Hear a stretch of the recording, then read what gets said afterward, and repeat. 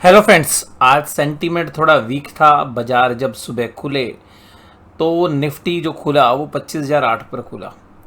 और इस week sentiment के बीच में निफ्टी जो है अपने आप को संभाल पाने में सक्षम रहा, लेकिन तकरीबन पौने 12 बजे के आसपास निफ्टी में एक ज़ोरदार सेलिंग जो है देखने के लिए मिली और निफ्टी 24908 तक चला गया।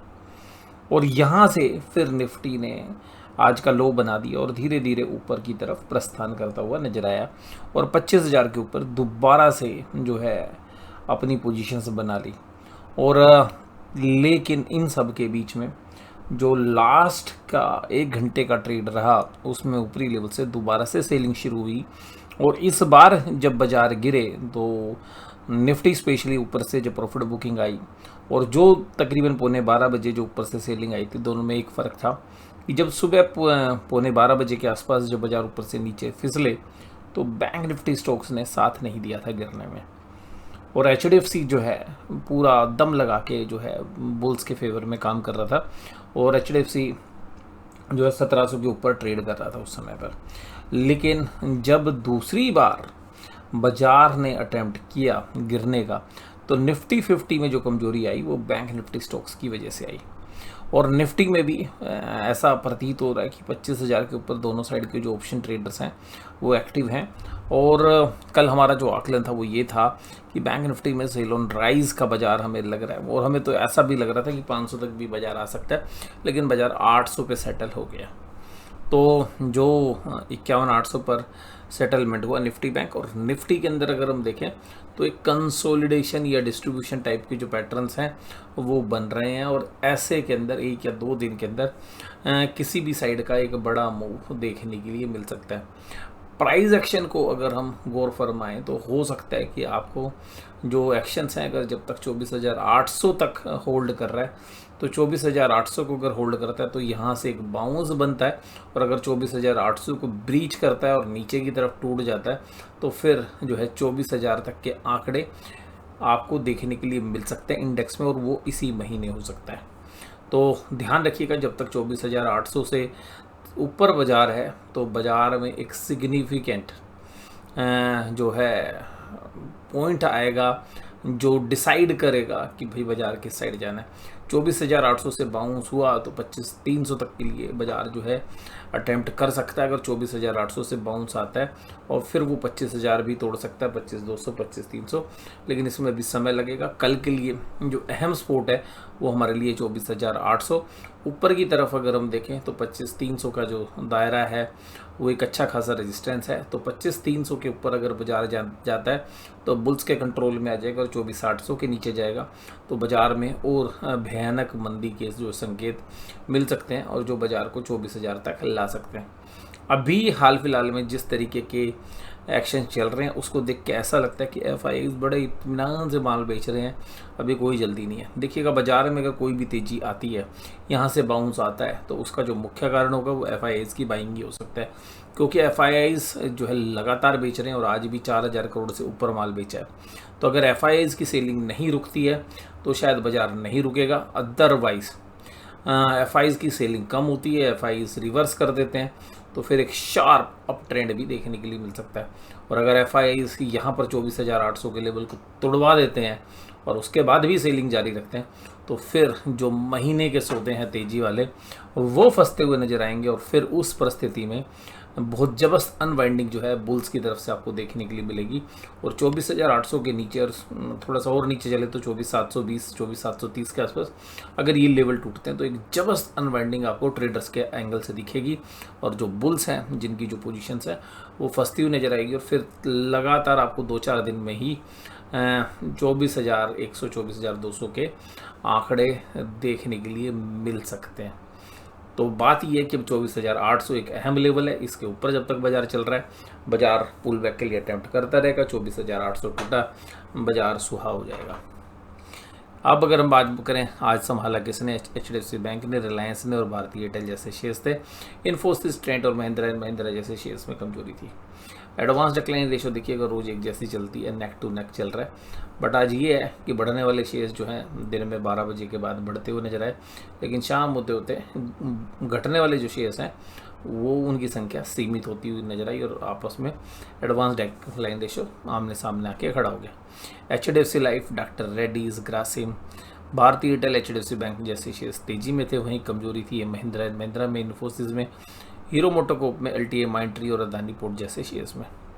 इसके बाद निफ्टी बैंक तो देखिएगा आज सबके प्रीमियम खा गया और हमारा मानना ये था कि सेल ऑन राइज रहेगा। तो जब बाजार सुबह खुले तो वो ओपनिंग पॉइंट जो है वो 51711 है और जो आज का लो पॉइंट भी है। तो इस लो से बाजार ने पिकअप किया और 10 बजे तक हाई भी लगा दिया। तो जो आज का हाई था वो भी 10 बजे के इर्द लग चुका था।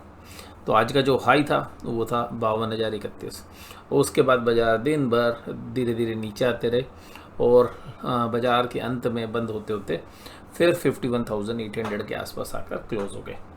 और ये जो क्लोजिंग आई है 51,800 की, ये जो है एक अहम सपोर्ट लेवल के ऊपर निफ्टी बैंक बंद हुए हैं। तो बैंक निफ्टी में भी एक अहम लेवल है और यहाँ से पुल बैक बाजार ने किया है पिछले 5-6 दिनों के अंदर। अब यहाँ पर एक रेजिस्टेंस मिल रहा है। अगर ये रेजिस्टेंस पार होता है तो अगला जो रेजिस्टेंस लेवल है वो 52,300 के ऊपर आता है। तो निफ्टी बैंक हो या निफ्टी हो, दोनों में एक चीज़ खास है कि दोनों पे 800 के जो लेवल्स हैं वो इम्पोर्टेंट है। तो 51,800 एक इम्पोर्टेंट लेवल है निफ्टी बैंक के लिए। और जब तक ये इसको होल्ड कर रहा है तो 100 पॉइंट और नीचे लगा लेते हैं, जो आज का लो है 51,700। जब तक 51,700 होल्ड कर रहा है तब तक बाजार में पुल बैक की गुंजाइश बनती है। 51,700 टूटने के बाद बाजार जो है 51,300, 51,200 के लिए प्रस्थान कर सकता है। बट कल बैंक निफ्टी जो है वो निफ्टी के लिए पारी खेलने वाला है। तो अल्टीमेटली निफ्टी पे 25,000 की जो ऑप्शंस हैं वो दोनों साइड लिखी गई हैं। तो हो सकता है कि 25,000 का जो बेस है वो थोड़ा सा नीचे शिफ्ट हो जाए 24,900 पे, पर बहुत बड़े जो ट्रेंड है उसकी गुंजाइश थोड़ी सी कम है, क्योंकि जो ऑप्शन सेलर्स हैं वो इस बात को मान के चल रहे हैं कि एक नैरो रेंज में बाजार रखा जाए।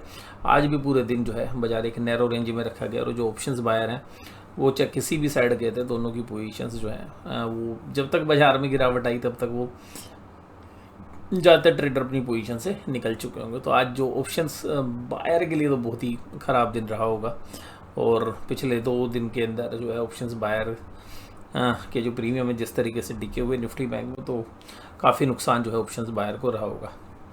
और इसके बाद अगर हम बात करें HDFC bank, SBI bank of Baroda जैसे शेयर्स तेजी में थे, कमजोरी ICICI बैंक में थी क्योंकि कल काफ़ी चला था। कोटक महिंद्रा बैंक में वीकनेस थी, इंडसइंड बैंक और फेडरल बैंक में भी।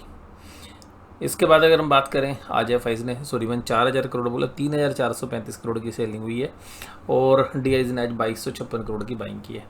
तो अब DIs की बाइंग FIs की सेलिंग से थोड़ी सी कम रह रही है रोज़। देखिएगा अगर हम 14 तारीख को देखें तो FIs की सेलिंग के सामने तकरीबन 1,500 करोड़ ज़्यादा सेलिंग थी FIs की, बाइंग 1,500 करोड़ की कम थी। कल की भी बात करें तो 1,700 करोड़ की सेलिंग के सामने तकरीबन 1,600 करोड़ की 100 करोड़ की कम बाइंग थी। इसी तरीके से 11 तारीख में भी DIs की बाइंग कम थी, लोअर साइड थी FIs की सेलिंग के सामने। 10 तारीख को भी FIs की सेलिंग ज़्यादा थी, DIs की बाइंग कम थी। 9 तारीख को भी देखें तो FIs की जो सेलिंग थी उसके सामने 1,000 करोड़ के आसपास कम थी, लेकिन 8 तारीख को FIs की जो सेलिंग के सामने DIs बड़े बायर थे। तो ये बात ध्यान रखनी पड़ेगी कि आपको जिस तरीके से FIs आराम से माल बेच रहे हैं, इत्मीनान से माल बेच रहे हैं, ये कहीं संकेत हो सकते हैं कि महीने के अंत वाला जो वीक होगा वहाँ पर एक बड़ी वीकनेस आ सकती है, क्योंकि वहाँ पर ये एग्रेसिव सेलिंग के लिए उतर सकते हैं। या दूसरा भी चांस है, अगर इन्होंने ये सारा माल खरीदना शुरू कर दिया तो एक जस्ट पुल बैक भी आएगा। तो बहुत सोच विचार करके जो है यहाँ पर आपको चलना पड़ेगा। तो जो रिज़ल्ट सीजन होगा उस पर ज़्यादा दारोमदार है। तो रिज़ल्ट अभी तक हालांकि जिन कंपनीज़ के आ रहे हैं, ज़्यादातर कंपनियाँ अच्छा परफॉर्म नहीं कर पा रही हैं इंडेक्स के अंदर। अब अगर हम बात करें FIs ने जो इंडेक्स फ्यूचर्स हैं वो 684 करोड़ के बेचे तो काफ़ी कम है और 1,185 करोड़ के जो है स्टॉक फ्यूचर्स। तो यहाँ पर थोड़ा सा रिलीफ है। पुट कॉल रेशो 0.54 है निफ्टी की और बैंक निफ्टी की 0.95 है। तो ऐसा हो सकता है कि 0.95 है यहाँ पर थोड़ी सी और पुट कॉल रेशियो नीचे, और वो पुट कॉल रेशियो नीचे तभी आएगी जब 300-400 पॉइंट और करेक्शन निफ्टी बैंक में हो। डाउ जोन्स इंडस्ट्रियल एवरेज काफ़ी कंफर्टेबली तकरीबन 200 पॉइंट के आसपास की तेजी कर रहा है। ब्रेंट क्रूड $74 पे है। ऑप्शन चेन के डेटा में देखें तो 25,000 पे एक जबरदस्त कॉल रेटिंग है, तो हम इसको एक अहम रेजिस्टेंस मान सकते हैं ऑप्शन चेन के डेटा के हिसाब से। और पुट में एक अनवाइंडिंग देखने के लिए मिली है, तो हो सकता है कि जो बेस है, बेस की शिफ्टिंग जो है, अगर हम एक नैरो रेंज की बात करें तो बाज़ार जो है 24,800 से 25,000 की रेंज जो है निकल कर आती है। और अगर हम थोड़ी सी ब्रॉडर देखें तो बेस में फिर भी 24,800 ही लूँगा, क्योंकि 24,800 जब तक नहीं टूटता है तब तक कुछ भी नहीं कहा जा सकता।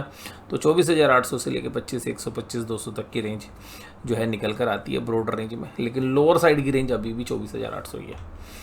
इसी तरीके से बैंक निफ्टी में 51,800 के आसपास जो है एक अच्छी सपोर्ट है। ऑप्शन के अंदर डेटा में देखें तो कॉल राइटिंग जो है वो 52,000 पर भी काफ़ी ठीक ठाक है, लेकिन पुट राइटर भी 52,000 पे खड़े हुए हैं। तो अल्टीमेटली जो in the money put sellers हैं वो भी थोड़े से एक्टिव हैं, तो जिसको देख के ऐसा लगता है कि निफ्टी बैंक में तो जद्दोजहद अभी चलेगी। और जब तक जो अहम लेवल्स हैं, ये 500 पॉइंट की जो रेंज है उसको ध्यान रखना है, 51,800 और ऊपर की तरफ 52,300। इस रेंज के अंदर जितना समय बिता रहा है वो जर्नली एक नए जो अगला जो मूव होगा उसकी तैयारी को जो है इंगित करता है। तो आज की इस वीडियो में बस केवल इतने। वीडियो देखने के लिए धन्यवाद। Thank you very much.